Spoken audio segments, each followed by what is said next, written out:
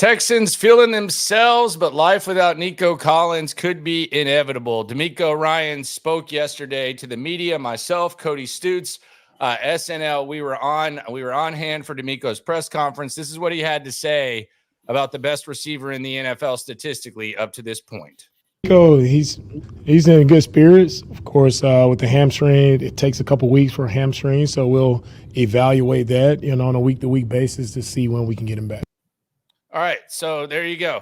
Week to week is what he said. You got the Patriots right in front of you, and then you're going to have the Green Bay Packers, followed by the Colts and the Jets. What will life without Nico Collins look like? And I have 10 roster questions, Cody, and that's going to be question number one. What would life without Nico look like? You kind of talked about this last week, and now it appears to be kind of a reality. What is that going to look like? What's it going to be like? We got one half of it, and it wasn't pretty. It's a little scary to think about life without Nico Collins and life without Joe Mixon. We went through the list the other day of the most important players on the Texans. CJ Stroud, number one. We put Joe Mixon and Nico Collins in the top four. And so two of your four best players and two of your four most important players maybe not playing. It's a scary situation to be in. Look, you've got Stefon Diggs. You've got Tank Dell. You were excited coming into the season for the depth that the Texans had at the wide receiver spot. So let's see Tank Dell, Stefon Diggs step up without Nico Collins. I'll give you a little bit of a break if you're Bobby Slowick in the offense because you can't figure everything out in 15 minutes of halftime. But with a week to get ready for the New England Patriots, probably another week to get ready for the Green Bay Packers without Nico Collins, you've got to be able to scheme something up, put something together to live without Nico Collins. But life without Nico Collins is not going to be anywhere near as fun as life with Nico Collins was. Well, that's some breaking news there, Stoots. That's the insight you get here on S&L. I also think this is why you make, all joking aside, I think this is also the reason that you make the moves that you make. Last year, if Nico was out or if Tank was out, you're relying on Noah Brown or you're relying on John Mechie or you're relying on someone not nearly of the same caliber as Stefon Diggs and Tank Dell. So in a perfect world, you wonder and you think about these three guys being together, but this is kind of why you make that move. It's an opportunity for Diggs. It's an opportunity for Tank Dell to where, Tank Dell's production has been kind of not needed. It hasn't been needed. It hasn't been, it's been kind of like, well, they won, but Tank Dell didn't do anything. Now you're almost dependent on Tank Dell. So you get a look at what Tank Dell is capable of, and they're almost forced to use Tank Dell for better or worse, the way that a lot of people have been begging for them to use him for the majority of this season when he's been healthy. Yeah, I would say you've needed Tank Dell's production. You played a bunch of one-score football games. You need him to be better. You need to use him better than he has been used, and you need to get him going. And this is the perfect opportunity. There's no more, hey, throw it up, Nico's down there somewhere. It's going to be up to Bobby Slowick and CJ Stroud. How do you get Tank Dell comfortable? How do you get him involved? And we talked about it last week. You get Tank Dell involved. It's not just gimmick some stuff and get him the ball like on a sideways pass or something like that just to get him comfortable. Well, now it's changed the scheme because Stefon Diggs and Tank Dell don't do the same thing, don't operate the same way as Nico Collins. So you're changing things. So now you can draw up stuff for Tank Dell, draw up stuff for Stefon Diggs. It's not just, hey, this is how we operated throughout the course of the year. This is what we practiced in training camp. This is what we've been practicing. Now you got to scrap a lot of that. It's not just a one-and-one plug and play for this team. Now you've got to accentuate the advantages that Tank Dell and Stefon Diggs have as wide receivers and put them forward as part of this offense. Top roster questions here on S&L. Landry Locker and Cody Stoots with you, and all this will be made easier if Joe Mixon comes back. Which brings us to question number two: when does Mixon come back? We had him practicing 2 Fridays ago, and then you just some people assumed that he would be back on Sunday. He was not. They found a way to win games without Mixon. Missed him a lot in the Minnesota game.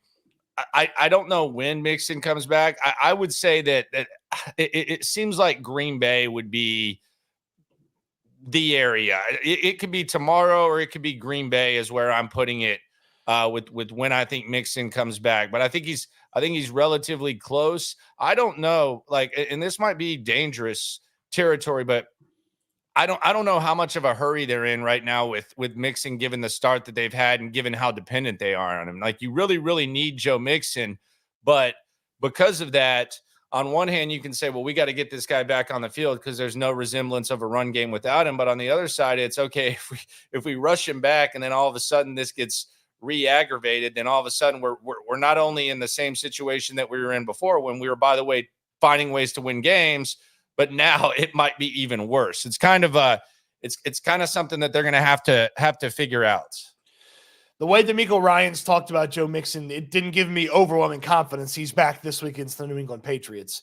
We'll still evaluate Joe. He's week to week. We don't know as of right now. I mean, if you don't have a sense, and he said, look, Mixon's been improving, but if he has to go out there and test it on Wednesday, that doesn't feel like a type of guy that's going to be, all right, practice, play on Sunday against the New England Patriots, handing the ball 30 times. That's not the way you talk about a guy that is ready to get back. And to your point, they can't risk re-injuring him and having him be lost for a longer amount of time than he's already been lost. And the flip side of that is, though, Landry, if he's good to go, you almost have to play him. They have no faith in this rushing attack. When he wants to play, like, I think Joe Mixon wants. They almost have, like, he's almost one of those guys where you have to protect him from himself, because he wants to play very badly. It's interesting because there's probably some guys that, you know, you would think, okay, well, we got to really push it. Joe Mixon's not that guy. Joe Mixon wants to be on the field. In a perfect world, you'd love to just wait maybe one more week past when he feels like he's good. I just don't know if that's where they are with this. They do not believe in the rushing attack. They showed us that by not running the football. And then DeMeco Ryans said it yesterday. He said, we didn't want to lose yards running the football on 3rd and 5 with 44 seconds left. We didn't want to lose yards. You can't get 1 yard. You can't get 0 yards. No faith in this rushing attack. And they shouldn't have faith in this rushing attack. Here's a little number for you. Stoots stats. Could I interest you in a stat? You have a stat, or you want me to? No, I'm just setting you up, sir. Yeah, Stoots stats and information. 56 carries with running backs over the past 3 games. 176 yards. Yikes. 3.1 yards per carry. I don't have to tell you that's terrible. Yeah. That's horrible. So as soon as he's good to go, as soon as you feel comfortable with him at 100%, you got to put him back in there. If that's this week, play him this week. If that's not 100% comfortable, then you got to play him next week against Green Bay if you get to that point. Which brings us to question 3, which is connected to this, as Landry Locker, Cody, Stoots go through the 10 biggest roster questions facing the Texans before it's on to New England. Does Pierce go back to being RB2? Dameon Pierce. We haven't seen Dameon Pierce in a long time. Does he go back to being RB2?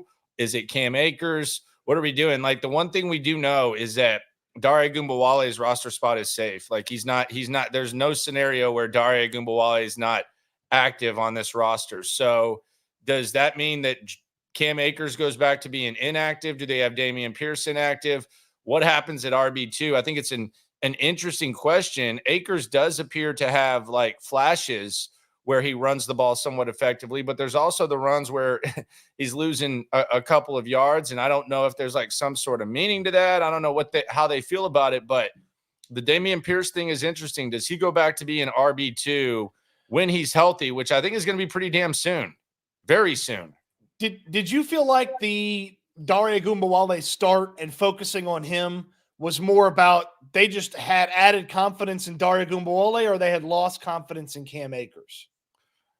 I think they have added confidence in Dare Ogunbowale. I think he's one of their favorite guys, because even amidst all that, like, to cap off the first scoring drive, they were giving the ball to Cam Akers. I would be an idiot to tell you that I know Dameon Pierce is going to be better than these guys because of what we've seen this season, because we've seen 3 carries in the regular season for 16 yards. That's it from Dameon Pierce. And it didn't look good in the preseason.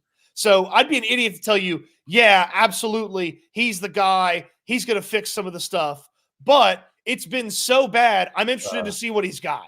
Okay. Like, just put him in the rotation. I don't think he's for sure the guy by any means, but I'm interested to just see if he can be a little bit better than these guys. Yeah, I mean, he had the 2 carry sequence against the Colts where, he ran the ball decently. I mean, he moved the chains. But yeah, we haven't seen a lot from him. I really don't know what they're going to think there, but I think he gets some sort of opportunity just because it's been so suspect. So maybe we go back to Cam Akers being inactive. I don't know. I could actually see them having 4 running backs active because, and let me explain this.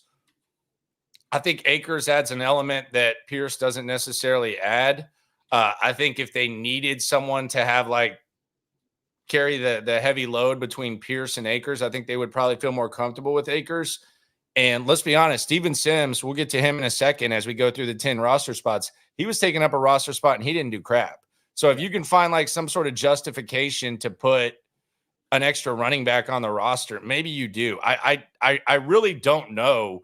I'm fascinated with how much they just neglected the backup running back position, but I'm not trying to beat that dead horse. Well, it's also strange that British Brooks makes this team by He's running done. the football well. He's done. And then they never used him as a running back. Yeah, he's done. So, he's done we won't see British Brooks again this year. Yeah, so it's I don't know why he never got an opportunity. They just, I guess, put him as a fullback and figured, okay, so they felt most comfortable with Cam Akers, and then they changed the comfortability rankings by putting Dare ahead of Cam, and let's see where Damian Pierce fits into there. But those are your guys. You can't elevate JJ Taylor anymore, so these are the guys you have at running back. Yeah, I don't think we should see British again this year. I'm pretty sure. Have they announced that yet?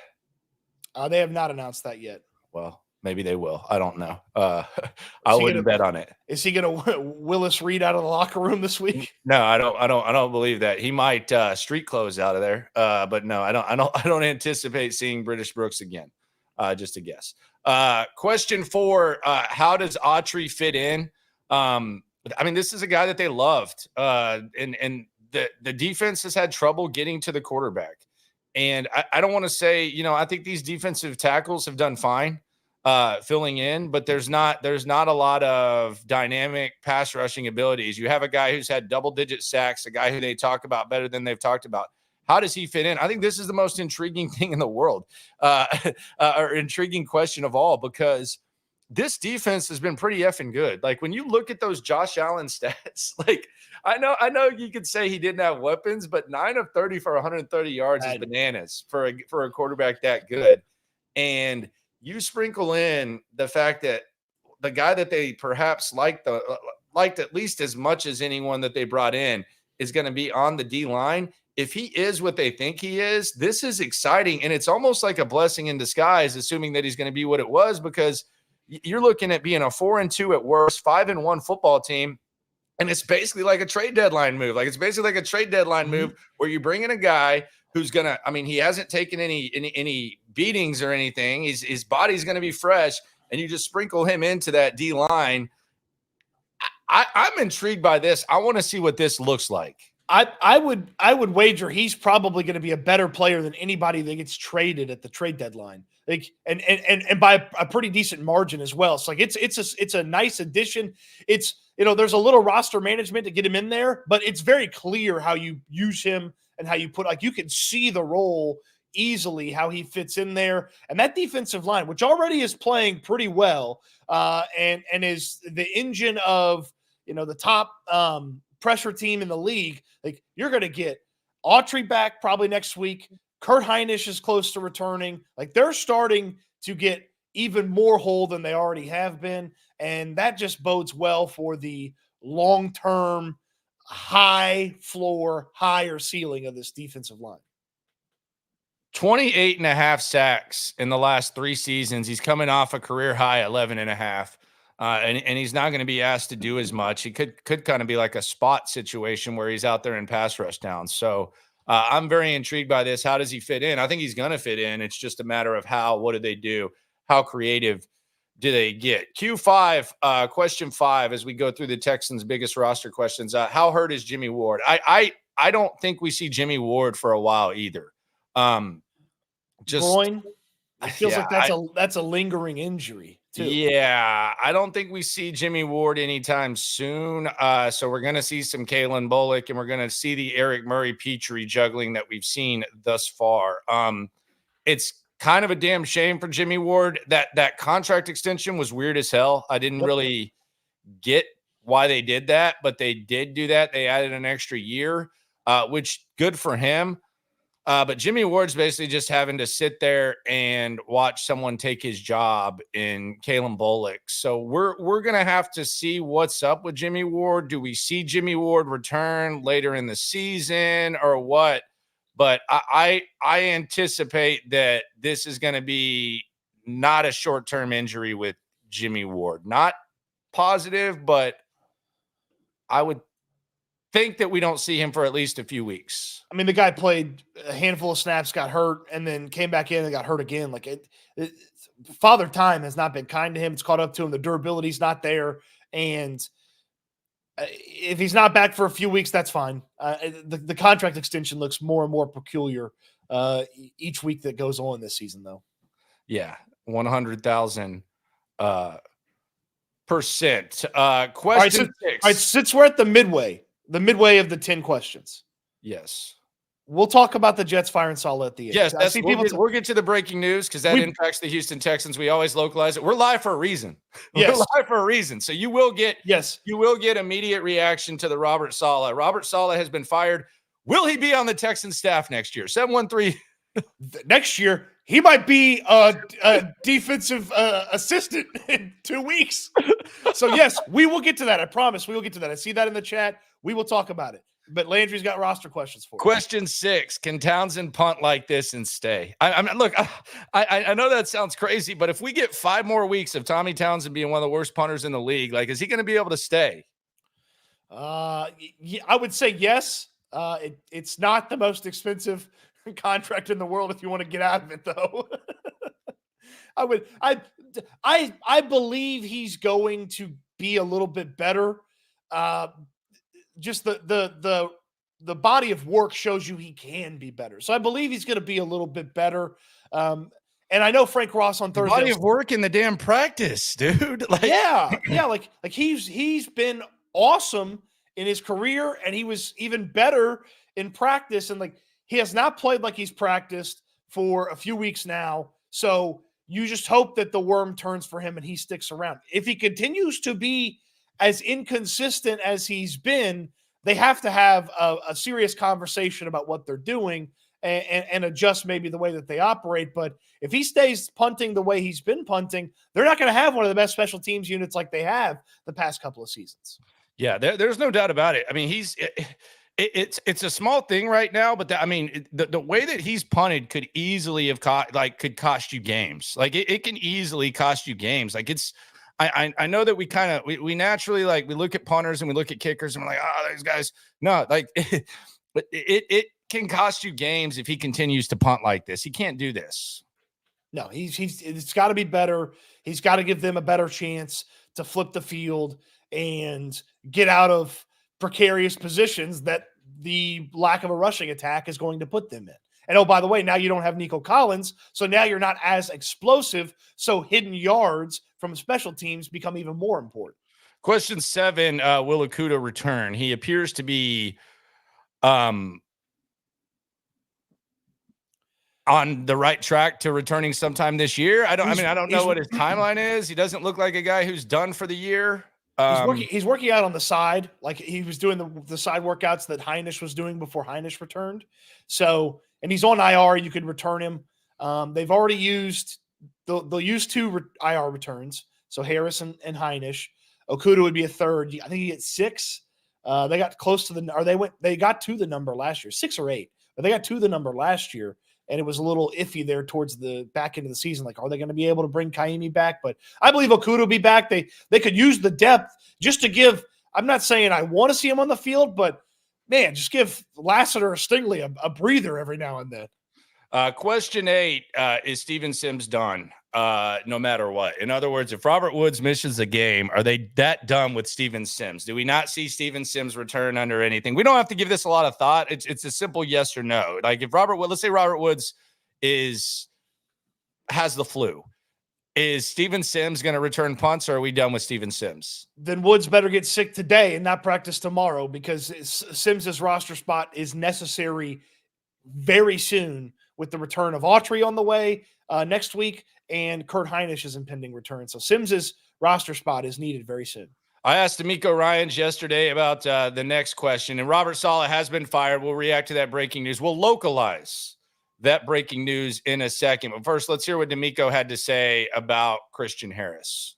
Not yet. We're still waiting on Christian. Christian is improving. He's doing well. We actually had Christian down on the sideline yesterday. It was just encouraging to see him down there, see his support, his energy that he brings to our team, and we're pulling for him to get back at the right time. You worry about him getting the late start and not being able to pick up where he left off last year? Whenever we can get Christian back, it'll be beneficial for everyone. I'm excited about his growth and his development. I'm still very encouraged by that, and Christian he'll pick up right where he left off.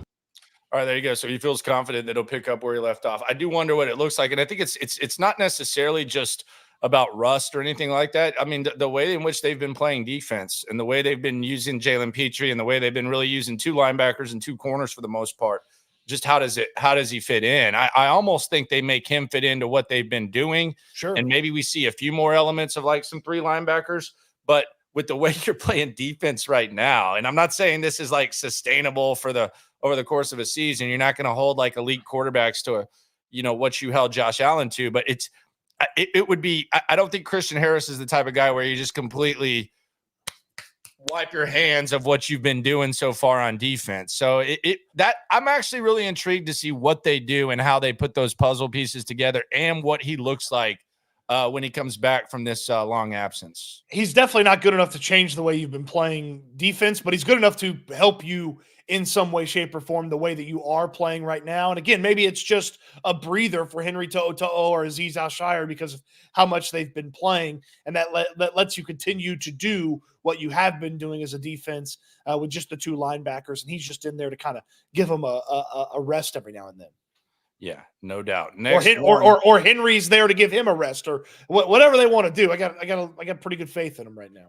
Next one, and this is something nobody's talking about. The trade deadline. Do they make any trades? And I think this is interesting when it comes to the Texans. I don't know if this means anything or not. All I know is this: the trade deadline's November 5th. Okay. Mm-hmm. The Texans have a game on October 31st, which means after October 31st, they're going to be off for 3 days. They're not going to be in the building. So the 1st through the 3rd, the 4th is sometimes a victory Monday. Nick Caserio is going to have a lot of time on his hands. You're not going to have to be preparing for a game. So post-Halloween, I believe the deadline is on the 5th. You can check me if I'm wrong. That's off correct. The dome. They're going to have like 4 days to sit around with not much to do. And Nick Caserio doesn't strike me as a guy who's going to take a trip to the zoo or something like that on his off days. I feel like he's going to be thinking about the squad. I do wonder if there's any trades. Like, is there any move that perhaps the Texans entertain at the trade deadline? Maybe a running back, maybe a safety. Who knows? There could be some opportunity, and with that extra time, I wonder if they consider.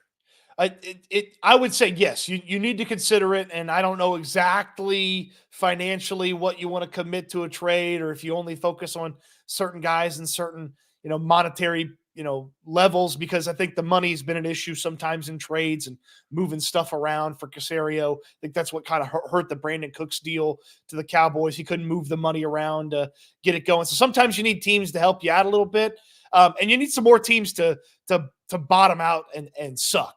Like teams are more likely to jettison some pieces if they're starting to suck and fall apart. So I'd look at a running back. There's probably some teams out there that 3 weeks from now are in a pretty precarious position, and they might be willing to part with a backup running back.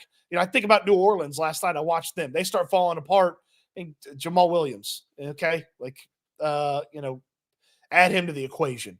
Because they got a rookie or a rookie from last year who's coming back from injury that could back up Kamara. So maybe you add him to the equation as a backup. Like, always look to fine tune something if it's out there. Maybe some safety depth, a guy that you trust to play. I don't know that there'd be some sort of massive game changer that's out there. Yeah. Look, I'd say this. I'd love to see Budda Baker back there, but I don't know that the Cardinals are trading him. I don't know you can afford him, and I don't know you want to pay the cost. Corey Jackson says they're not trading, they're winning. Common sense. Yeah, I don't think you have that. It's usually the opposite. Like usually the buyers at the trade deadline are the teams that are winning that go in. We saw it just last year. 49ers traded for Chase Young. That's not common sense. But yeah, you can go find you some. Adam Thielen. Adam Thielen. When the things continues to fall apart in Carolina. You want another receiver? Yeah, he always plays. Okay. All right, we got some breaking news. Those are the 10 roster questions. Breaking news: Robert Saleh fired by the New York Jets. Just to localize this, first of all, one of DeMeco Ryans' mentors.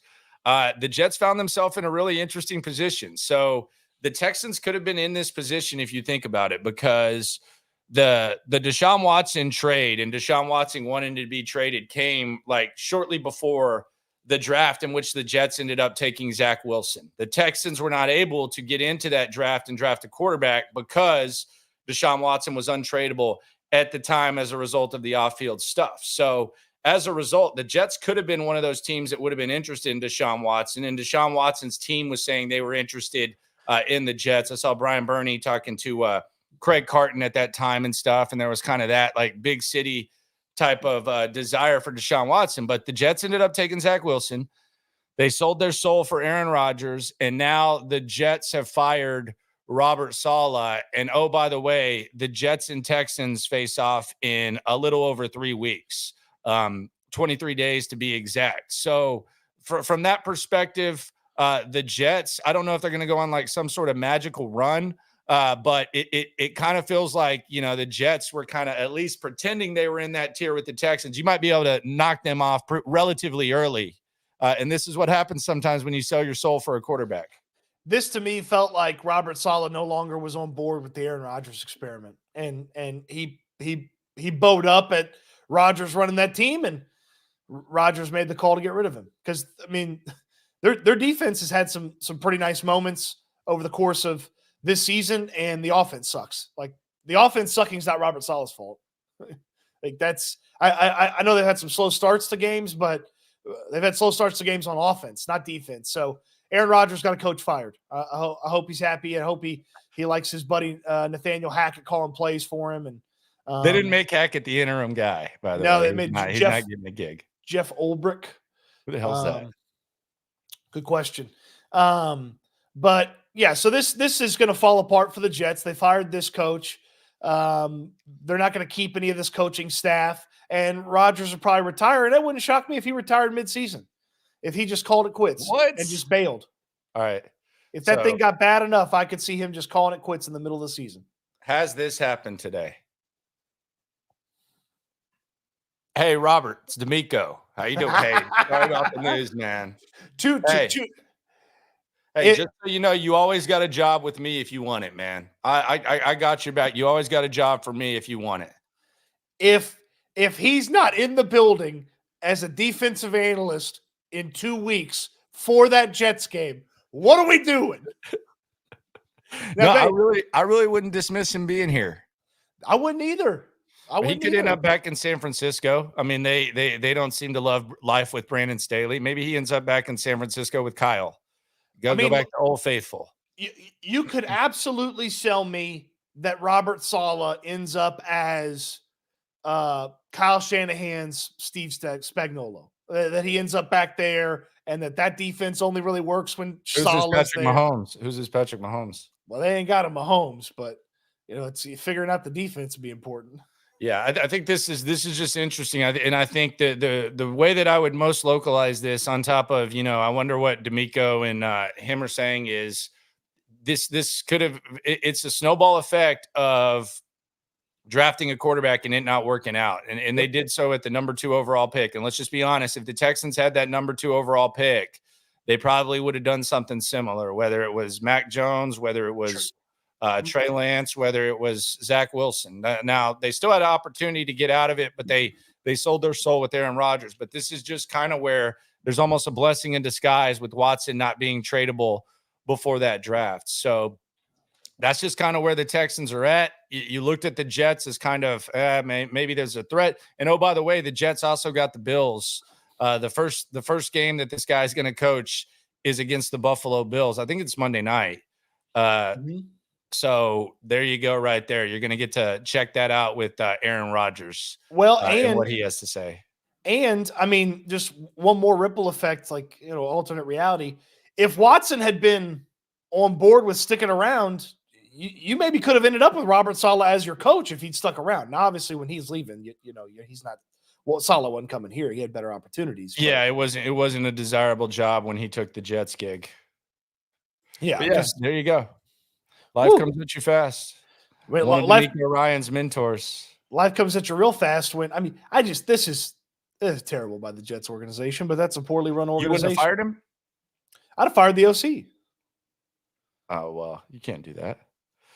Well, yeah, because the quarterback runs the team. Yeah, it's Aaron Rodgers' boy. Yeah, because the quarterback runs the team. So there you go. Robert Saleh. We hardly knew you. We'll see you. We'll see you in 2 weeks to prepare, man. Somebody somewhere was holding a Saleh first coach fired ticket that had pretty good odds that is feeling pretty good today. Yeah. And all the Doug Peterson tickets are like, damn it, they're ripping their ticket up. Yep. Appreciate everyone for coming through. We got the breaking news of the Robert Saleh, the 10 roster questions. We'll get into the Texans, perhaps believing the hype, back and forth with DeMeco Ryans probably tomorrow. Be sure to swarm the like button. Be sure to subscribe to my channel. I'm live Monday through Friday, 10:30. Stoots has videos throughout the day. HOU football as well when it comes to the written word. We appreciate you for coming through. Always remember, when it comes to this Texan stuff, we're all in it together. Eat good, sleep good, be good. We'll talk Texans again soon.